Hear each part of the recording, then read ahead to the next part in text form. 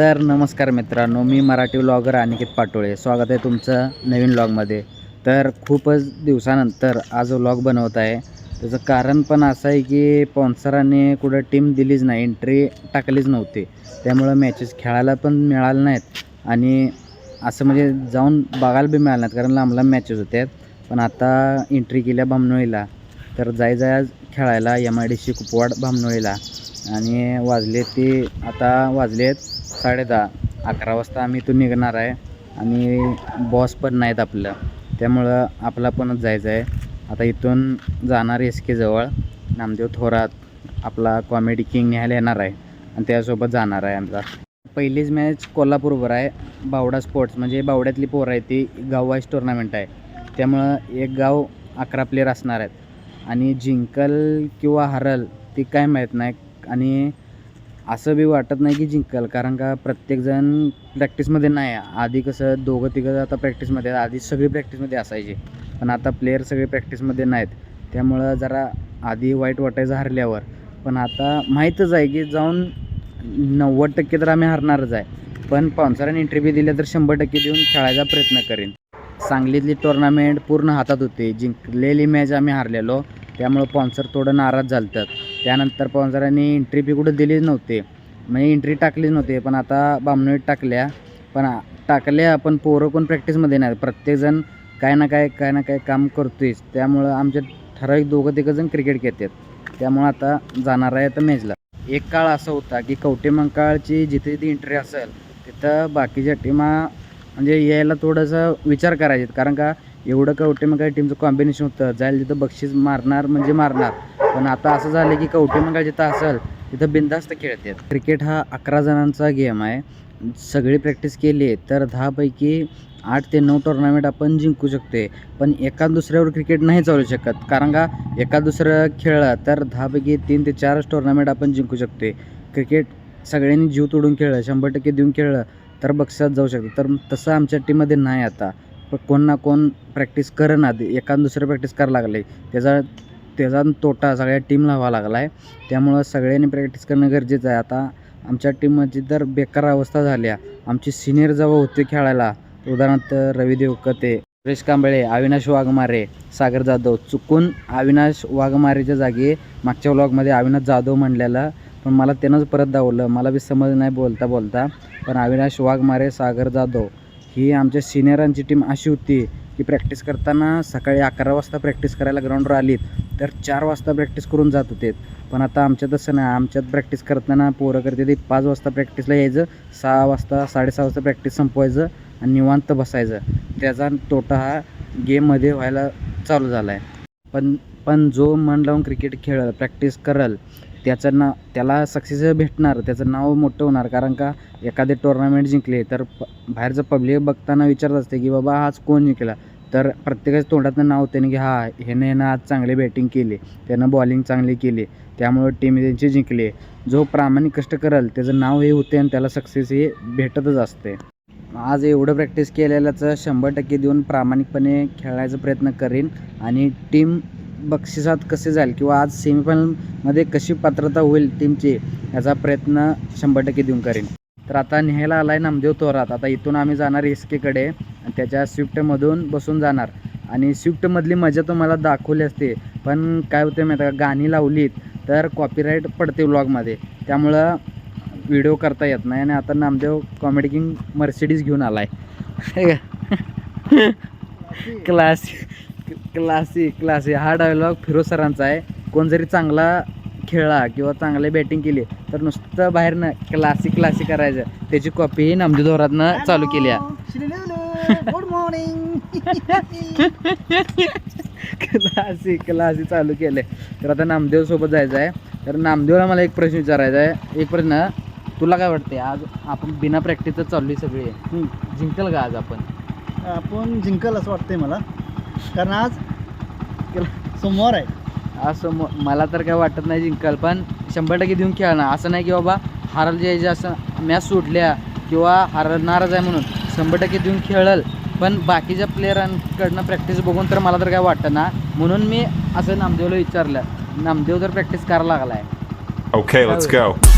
Tack match तर जाऊया, वेळ व्हावा लागला आहे, लवकर पोहोचणं गरजेचं आहे, नाही तर 5 घंटे पेलंट आहे. तर इथून जाऊया एस टीकडे. तर चला जाऊया.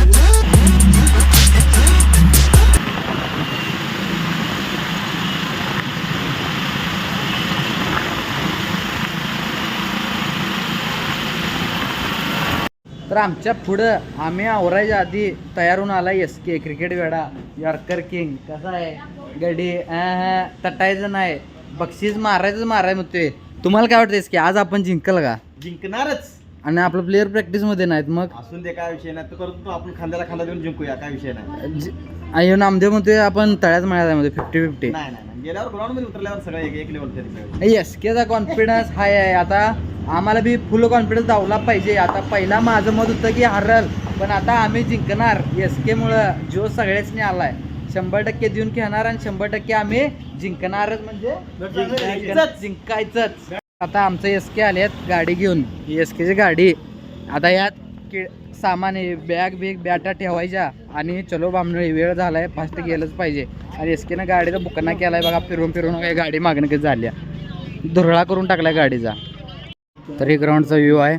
असलं भारी वाटायला लागले का नाही की कुठल्या तर मोठ्या रणजी लेवलची मॅच खेळायला आल्यासारखं वाटायला लागले. फील पूर्ण भारी. साईडला कृष्णवेलीवाली पोरं प्रॅक्टिस करायला लागले त्या साईडला, आणि इथं टुर्नामेंट आहे. आणि याही तसं आमच्या प्लेयरांनी गुण लावून दिलं की लेट आले, पेनाल्टी लागणारच आहे. आणि आता टॉसला आता बोलले आम्ही 5 जणच आहेत, अजून 5 जण पाक कवट्यातच आहेत. अजून वेळ होणार आहे, पेनाल्टीला सामोरं जायला लागणार आहे. कमिटी दंगा करायला लागल्या.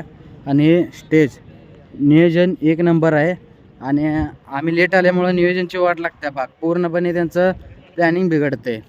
आणि विकेटच्या आत आले. विकेट जवळ जाऊन दाखवतो. पूर्णपणे माती विकेट आहे आणि लेदर बॉलची विकेट आहे, त्यामुळं थोडं स्किटी पण आहे. खेळायला मजा येणार. आता ही आमची फिरोज सर विकेटची पाहणी करताना आणि आमचा नामदेव थोरात बॉडी गरम करताना चालूच झाले. फील भारी आहे. बाउंड्री लाईनला पूर्णपणे आखून घेतलेला आहे. साईडला इथं कॅमेरा आणि इथं कॅमेरा.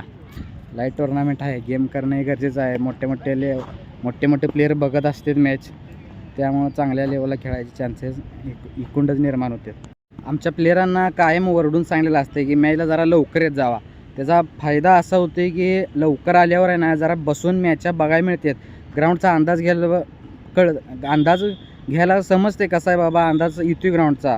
आपण आता येते तर लेट आणि डायरेक्ट बॅटिंगला उतरायचं, कारण गाडीत बसून किंवा टू व्हीलरवरून जरी आलं तरी अंग अवघडलेलं असते. बॉडी जशी पाहिजे तशी रिॲक्ट होत नाही, बॉडी खुलत नाही, त्यामुळं गेमवर त्याचा परिणाम होतो आहे. आणि एवढं सांगून पण हाय असं लेट आलेत. 3री मॅच घेतल्या, आता वाजली ती 1 वाजलेत, तरी पण अजून अर्ध्या वाटतच आहेत आणि आम्ही अजून इथंच आहे.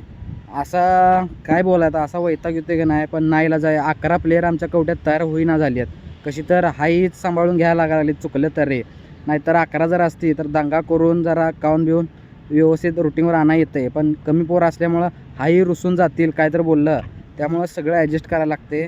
त्यामुळं खेळ पाक राहिला बाजूला आणि यांचा युगो एका बाजूला राहिला आहे, त्यामुळं वाट लागायला लागली खेळायची पाक. ह्यो आमचा नामदेव थोरात लवकर येऊन वॉर्मअप करायला लागला आहे. अरे बूट खातोस काय? बॉडी रिलॅक्स करायला आहे. ही पलीकडच्या साईडला कोल्हापूरची सगळे प्लेयर लवकर येऊन वॉर्मअप करायला ते आमचं सर तेन. आणि आमच्यातला अजून अर्धा प्लेयर यायच आहेत, अजून अर्ध्या वाटतच आहेत. जवळ आली, फोन लावला की 5 मिनटात येतो, 10 मिनटात येतो, एवढंच मन लागली आहेत. पण ग्राउंडवर काही येणं झालेत. बाकीची वॉर्मअप करून पूर्ण रेडी व्हायला लागलेत की कुतकं घालणारच ह्या हिशोबानं तयार आहे ते. तर आत्ताच कोल्हापूरवर मॅच झाल्या आणि टॉस आम्ही हारलेला, आणि टॉस हारून पहिला बॅटिंग आली त्यांनी 6 ओव्हरचा सामना. 6 ओव्हरमध्ये आम्ही स्कोअर केला 87 करायचे होत्या कोल्हापूरला. कोल्हापूर पण चांगलंच खेळलं, फक्त 20 धावांनी पराभूत झाला. आणि आता लगेच चिठ्ठ्या पाडल्यात आणि चिठ्ठ्यातनं लगेच साताऱ्यावर मॅच लागल्या आणि साताऱ्यावर पण सलग दुसऱ्यांदा टॉस हारला आहे आणि पहिला बॅटिंग आल्या. तर पहिला आता लागलेत सगळे व्यवस्थित खेळा, प्रॅक्टिसमध्ये नसून पण चांगलं घ्यायला लागलेत. तर 100% देऊनच खेळायचं. आता साताराभर मॅच आहे, जिंकलं तर क्वार्टर फायनलला थांबायला लागतंय आणि जर खालीवर झालं तर इथूनच प्रवास आपला थांबवावा लागणार आहे. तर बघूया काय होतंय. फिर लास्टला 17 धावा उरलेला. फिरोज सरांनी मॅचवर आणलं आणि अविनाशने बी चांगली बॉलिंग केली. फिल्डरमध्ये आयपॉन जर पाहिजे असेल तर पक्का मॅच थोडक्यात जिंकले. आता क्वार्टर फायनलचा सामना आहे, तर बघूया काय होईल. मिरजची टीम आहे, प्री क्वार्टर चालू आहे. आता हे मिरजची फॉलो करा चला. मिरजची आता प्री क्वार्टर मॅच आहे. आता तर ही जर जिंकून आली तर आमच्या बरेंची मॅच लागणार क्वार्टर फायनलचा सामना. तर त्यासने बी बेस्ट ऑफ लक सगळ्यासनी व्यवस्थित खेळा. सकाळ जर न पहिल्यांदा आता मॅच झाल्यानंतर क्वार्टर फायनलला गेलोय आणि आता पहिल्यांदा सगळी चाप्याला आली ते. आणि आमचा एस के किती खुश आहे, कारण का एस के एकच होता, तुम्ही मागाशी बघितलात, जिंकायचंच एकच तत्व आहे. तशी बॉलिंग बी गडी खुंचीने टाकतोय. 2 ओव्हर एस के जिंकायचंच या इथून बॉल टाकते. आणि एस केचं फॅन आता इथं येऊन गेल्यात सगळे. एस केनं हवा एवढी केली आहे, फॅन फॉलोइंग मोठं केलं आहे. असं जर चांगला घेत राहिला तर एस के चांगला खेळलंच. आणि आमचा मुद्दू फिनिशर गेलाय गडी. पहिला बॉल डॉट, दुसरा बॉल 7, तिसरा बॉल बाउंड्री, फटाफट आउट काढून जराच खेळायचं पण क्वालिटी खेळायचं असं घेऊन गडी संपला विषय. तर आता मॅच आहे उमर 11 मिरजवर. मिरज जिंकून वर आल्या आणि एस पी स्पोर्ट्स कवटेमंका विरुद्ध मिरज आता मॅच लागणार आहे. तर टॉसला गेलेत फिरोज सर. तर बघूया काय होते. पहिला बॅटिंगच करणार आहे मी, क्लायमेटमुळं जरा ॲडव्हान्टेज मिळतंय. तर आता टॉस झाला आहे आणि टॉस जिंकलो आहे आम्ही मेन म्हणजे. आणि घेतल्या बॅटिंग. क्लायमेट पण थोडासा जरा थंडीमुळे जरा खराब होते, त्यामुळे बॉल बी जात नाही. मग पहिला बॅटिंग करून 5 ओव्हरची मॅच आहे. 70 वर स्कोअर करायला बघेन. 70 जर झाला तर पूर्णपणे जरा सेफ जातोय, कारण चेस करायला नंतर खेळणाऱ्यांना अवघड जाते. आम्हाला प्लस पॉईंट राहतोय, आम्ही खेळतोय. वातावरणात ऊन बी आहे आणि ग्राउंड अंपायर लगेच जात आले. ते पूर्णपणे क्लायमेट गार होत चालले हळूहळू. तर बघूया, चला मॅच खेळूया. तर मगाशी मॅच झाल्या क्वार्टर फायनलचे आणि मॅच असल्या डेंजर झाली. मी फ्लॉप आहे, अविनाश फ्लॉप आहे, सगळे फ्लॉप आहेत. सुरेश कांबळे एकटा सलग 5 सिक्स मारलेत. आणि होतं तसं आम्हाला मॅचवर आणलेलं. 5 ओव्हरला टार्गेट होतं समोरच्या टीमला 63चं. मॅच एवढ्या जोरात झाली म्हणजे हारलो आम्ही. शेवटी हारलो. थोडक्यात माझा ओव्हर थ्रो झाला आणि ओव्हर थ्रोमुळे 4 धावा गेल्या. 2 बॉलला 4 धावांवर आलते. आणि तेवढ्यात माझा ओव्हर थ्रो गडबडीत मला बी काय समजलं नाही आणि मॅच गेली. आणि एवढं वाईट वाटलं का नाही की, पण जिंकलेलं मॅच आणि हरलो. पण मेन म्हणजे भारी वाटलं. बिना प्रॅक्टिस करता बी सगळी आम्ही इथंपर्यंत गेलतो. प्रॅक्टिस केल्यावर आम्ही कंटिन्यू बक्षीस मारेल याची गॅरंटी आहेत. पण काय क्रिकेट आहे, हार्ड लक. त्यांचं नशीबच होतं. 1% नशीब आणि 99% प्रयत्न असं म्हणजे नाही की त्याच्यावरच झालं. आणि थोडक्यात मॅच गेली. पण आता चहा प्यायला थांबले, चहा प्यायचं आणि घरी जायचं. जर फरकानं हरल्यावर काय वाटत नाही, पण असं थोडक्यात मॅच गेली की डोकं एवढं बधीर होतं की 2 दिवस समजत नाही. सारखं त्या बॉलचं आठवण राहते की बाबा हा बॉल पकडला असता, मी जर थ्रो मारला नसता तर मॅच 1 बॉल 2 वर गेली असते, रिझल्ट काय तर वेगळा झाला असता. तर तेवढंच डोक्यात आता राहते, तेवढं डोक्यातनं जाईना. पूर्ण असं ब्लँक एवढं झालं की नाही ते वाईट. फरकानं हरल्यावर काय बाबा ठीक आहे, हरलो, आज बॅटिंग झालं नाही, बॉलिंग झालं नाही असं म्हणून जायला येते. पण असं लास्ट मुवमेंटपर्यंत मॅच गेल्या आणि थोडक्यात कुणानंतर चूक झाली तर ती एवढं मनाला लागते की नाही की बस पाक काळच बंद होते.